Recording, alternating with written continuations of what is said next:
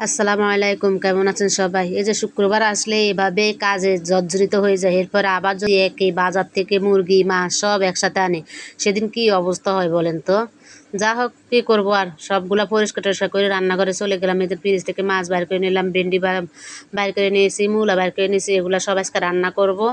যা হোক, আজকে আমি মুরগির মাংসটা অন্যভাবে রান্না করব, মূলা দিয়ে। অন্য সময় আলু দিয়ে রান্না করি বা খালি রান্না করি, কিন্তু আজকে খালি রান্না করব না, সাথে মূলা দিব আর আলু দিব।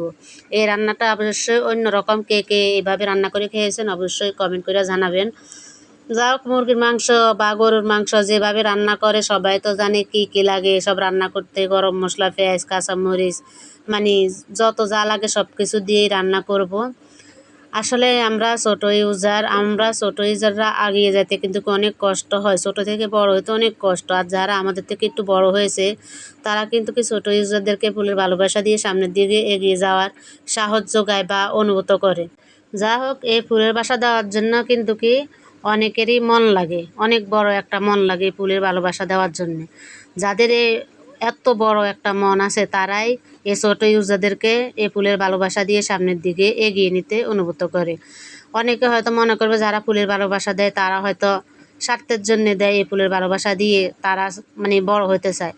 তাই বলি, যদি স্বার্থের জন্যে করে তা ওরা এটুকু ভাবে যে আমরা বড় হয়েছি, ছোট ইউজাররাও যাতে সামনের দিকে এগিয়ে যেতে পারে, বড় হতে পারে, তাই ওরা ছোট ইউজারদেরকে ফুলের ভালোবাসা দিয়ে সাপোর্ট করে। কিন্তু অনেক তো অনেক বড়, কিন্তু তারা তো তাদেরও সাপোর্ট করতে পারে না। যেমন আমি, আপনি, আমাদের তো এত বড় মন নাই যে আমরা ফুলের ভালোবাসা দিয়ে সাপোর্ট করব। যাদের আছে তারাই সাপোর্ট করে। যা হোক, তাদেরকে অসংখ্য অসংখ্য ধন্যবাদ এই ছোট ইউজারদেরকে সাপোর্ট করার জন্যে, ফুলের ভালোবাসা দিয়ে সামনের দিকে এগিয়ে যাওয়ার জন্যে। যা হোক, এখানে আমি মূলা তো দেখলেন মাংস কষিয়ে তারপরে মূলা আর আলু দিয়ে দিয়েছি, দিয়ে তারপর পানি দিয়ে দিয়েছি। দেখলেন তো কীভাবে রান্না করলাম। সবাই রান্না করলে এভাবেই করে নেবেন, খেতে খুবই ভালো লাগবে। মূলা দিয়ে একবার হলো ট্রাই করে দেখবেন যারা এভাবে খান নাই। তারপরে আবার ডাকনা দিয়ে রেখে কতক্ষণ জাল করে নিলাম। জাল করে নিয়ে তারপর আবার একটু ডাকনাটা তুলে পেঁয়াজ কুচি দিয়েছি, পেঁয়াজ কুচি দিয়ে আবার ডাকনা দিয়ে কিছুক্ষণ রান্না করে নিলাম। রান্না করে এই যে একটু ঝোল থাকাকালীন চুলা থেকে নামিয়ে নিয়েছি। তারপর ওই যে নদীর মাছ কিছু রান্না করে নিলাম, আলু আর মূলা জিরি করে। এগুলাকে সুন্দর মতন কষিয়ে নিলাম, আগে আলু আর মূলা, তারপরে মাছগুলাকে উপর দিয়ে দিয়ে তারপর মাছগুলাকে কষিয়ে নিয়েছি। নিয়ে পরিমাণ মতন পানি দিয়ে দিয়েছি। দিয়ে যখন একদম পানিটা শুকিয়ে যাবে তখন আমি চুলা থেকে নামিয়ে নিব।